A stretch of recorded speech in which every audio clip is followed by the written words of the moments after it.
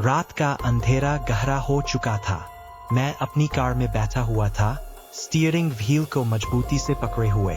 सड़क सुनसान थी और सिर्फ मेरी कार की हेडलाइट्स ही अंधेरे को चीरती हुई आगे बढ़ रही थीं। मैं एक लंबी यात्रा से लौट रहा था और थकान मेरे शरीर में समा चुकी थी, पर मुझे जल्दी घर पहुंचना था। मेरी बेटी की तबीयत खराब थी और मैं उसके पास जल्द से जल्द पहुंचना चाहता था। सड़क के किनारे घने पेड़ों की छाया मेरी कार पर पड़ रही थी और हवा में एक अजीब सी सन्नाटा छाया हुआ था। मैंने रेडियो चालू किया पर सिर्फ सफेद शोर ही सुनाई दे रहा था। अचानक मेरी कार की लाइट्स ने सड़क के किनारे खड़े एक व्यक्ति को रोशनी में ला दिया। वह एक औरत थी, लंबे काले बालों वाली, सफेद साड़ी पहने हुए। उसने हाथ हिलाया मानो लिफ्ट मांग रही हो। मैंने कार की गति धीमी कर दी। उस औरत का चेहरा पीला और थका हुआ लग रहा था। मैंने सोचा, इतनी रात को अकेले सड़क पर क्या कर रही है, पर मैं रुक गया। उसने दरवाजा खोला और पीछे की सीट पर बैठ गई। उसकी सांसों की आवाज सुनाई दे रही थी, मानो वह बहुत थकी हुई हो।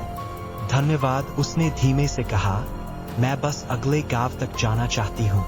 मैंने हाँ में सिर हिलाया और कार को फिर से गति दी, पर उसके बैठते ही कार के अंदर का तापमान गिरता हुआ महसूस हुआ। मैंने हीटर चालू किया, पर कोई फर्क नहीं पड़ा। मैंने पीछे की सीट की ओर देखा और वह औरत खिड़की से बाहर देख रही थी। उसके चेहरे पर कोई भाव नहीं था। थोड़ी देर बाद मैंने उससे पूछा, आपका नाम क्या है? उसने जवाब नहीं दिया। मैंने फिर से पूछा, पर वह चुपचाप बैठी रही। मैंने पीछे की ओर देखा और मेरा खून सूख गया। सीट खाली थी। वह औरत गायब थी। मैंने कार रोक दी और पीछे मुड़कर देखा। सीट पर कोई नहीं था। मैंने खुद को समझाया कि शायद मैं थकान के कारण कुछ भ्रमित हो गया हूँ, पर जैसे ही मैंने कार को फिर से चालू किया, मैंने रियर व्यू मिरर में उस औरत को देखा। वह मुस्कुरा रही थी और उसकी आंखें खून से लाल थीं। मैंने तेजी से कार चलानी शुरू कर दी।